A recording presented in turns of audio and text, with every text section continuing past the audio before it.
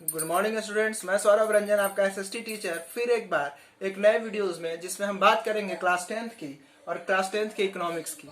बच्चों, इकोनॉमिक्स के तीसरे चैप्टर में हम हैं, हमारा ये पार्ट 3 है। इससे पहले भी कुछ बातें हुई हैं, तो अब हम बात करेंगे मनी एंड क्रेडिट के तीसरे पार्ट में कि भाई फॉर्मल और इनफॉर्मल सेक्टर लोन क्या होता है। क्रेडिट का मतलब लोन। तो फॉर्मल सेक्टर एक बेस्ट तरीका है, एक बेस्ट वे है, इनफॉर्मल बेस्ट नहीं है। लेकिन हम बात करेंगे इसमें बैंक का, जो कि फॉर्मल सेक्टर का एक पार्ट है, और बैंक में भी फंक्शन ऑफ बैंक का, क्योंकि बैंक फॉर्मल सेक्टर का सबसे बढ़िया, सबसे बेस्ट एग्जांपल है। साथ ही साथ बैंक के जो फंक्शंस हैं वो बहुत ज्यादा है। तो बैंक के टोटल इंटायर फंक्शन को आज समझने हम जा रहे हैं। आप एक बैंक को जब देखते हैं तो आप कई सारे बैंक रोड पे देखते हैं। आईडीबीआई बैंक है, आपका इंडस बैंक है, आपका एसबीआई बैंक है, कोई भी, आप पीएनबी की बात कर लीजिए, इंडियन बैंक की, सेंट्रल बैंक की, जितने भी बैंक हैं दे ऑल आर कमर्शियल। और इन सभी बैंकों के जो वर्किंग है उन सबको आरबीआई कंट्रोल करता है। तो अगले वीडियो में हम आरबीआई पे भी बात करेंगे, लेकिन आरबीआई से पहले आज हम बैंक की बात करेंगे। तो ये बैंक होते क्या है, ये बैंक की शुरुआत कहाँ से हुई? तो ये बैंकिंग सिस्टम जो है, इनफॉर्मल लोन जो बहुत महंगे होते थे, उसमें बहुत ज्यादा नुकसान होता था, उसको खत्म करने के लिए सरकार ने बैंकों की स्थापना की। ये जो बैंक हैं वो अलग अलग टाइम पे खुले। आज बहुत सारे बैंक्स खुले, बहुत सारे बैंक्स जिनको आज जोड़ा जा रहा है, मर्ज किया जा रहा है। आज बहुत सारे बैंक को मर्ज करके एक बैंक बनाया जा रहा है। आपने कई बार देखा होगा कि पुराने समय के कई सारे बैंक अब नहीं है, क्योंकि उनका नाम बदल के जो है एक बड़ा बैंक का नाम दे दिया गया। तो ये सब चीजें चल रही हैं, लेकिन अब इसके प्रोसेस को समझते हैं, इसके वर्क को समझते हैं। तो पहला फंक्शन है बैंक का कि लोन एक्सेप्ट करना। When a person has a need of loan, then he just go to the bank and take a loan from the bank. कि एक इंसान जिसको लोन चाहिए वो बैंक जाता है, बैंक में फॉर्म भरता है, डॉक्यूमेंट्स जो रिक्वायर्ड है वो सबमिट करता है, और फिर उसके नाम पे लोन सैंक्शन हो जाती है, यानी उसको लोन मिल जाता है। तो हाउ इट पॉसिबल? तो it only possible because the bank has a major function to give the loan. ये इसीलिए हो पाता है क्योंकि बैंक का एक बड़ा काम यही है कि लोन प्रोवाइड किया जाए। Against of that loan bank charges some interest, कि भाई जो लोन वो देती हैं उस लोन पे वो कुछ इंटरेस्ट लेते हैं। तो उससे कोई इशू नहीं है, क्योंकि लोन आपको अवेलेबल होता है तो इंटरेस्ट तो आपको देना होगा। Next, bank also play the role to deposit the cash in.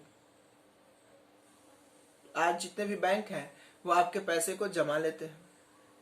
आज आपको जो है बैंक फैसिलिटी देते हैं to open a account. This account may be of many type, current account, saving account, some FDs, some RDs and all.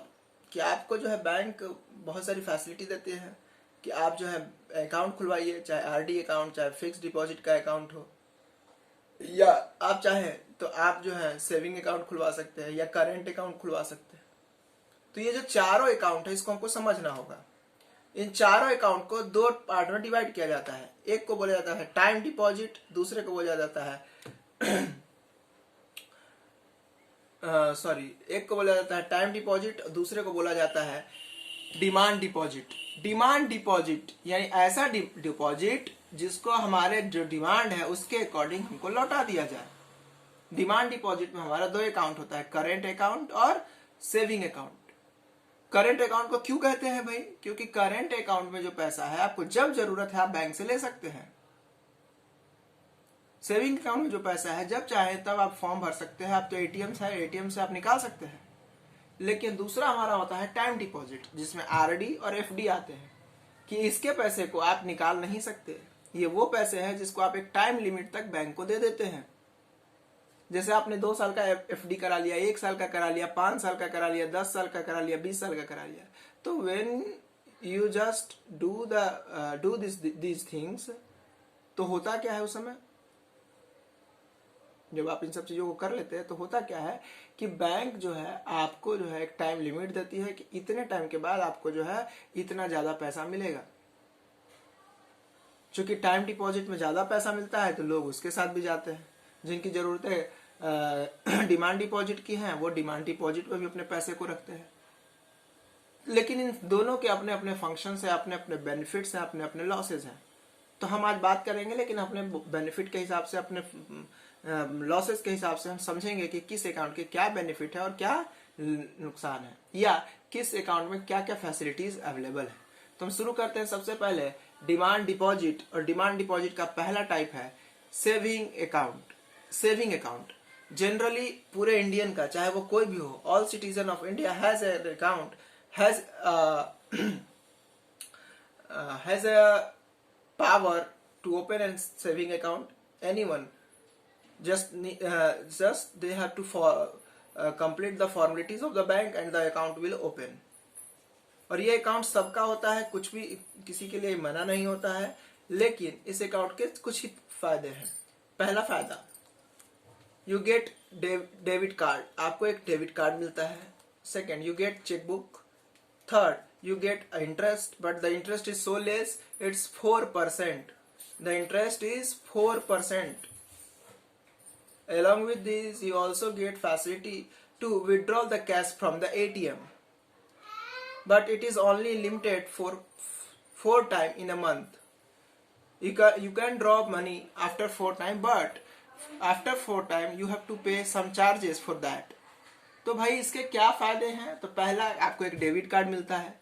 दूसरा कि इसमें आपके जो पैसे को इंटरेस्ट मिलता है 4%, लगभग 4% इंटरेस्ट आपको सेविंग अकाउंट पे मिलता है।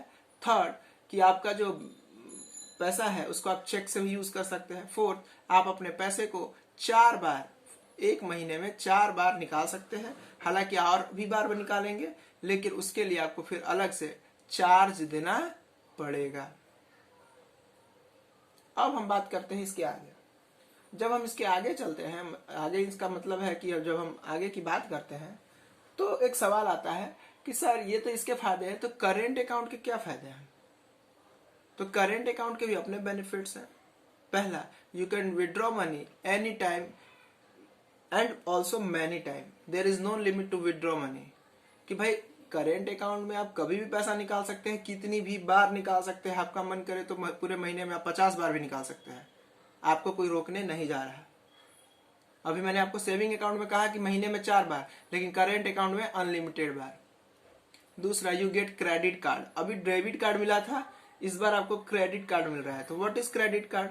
The credit card is a special card in which you can withdraw the money if the money is not available in your account.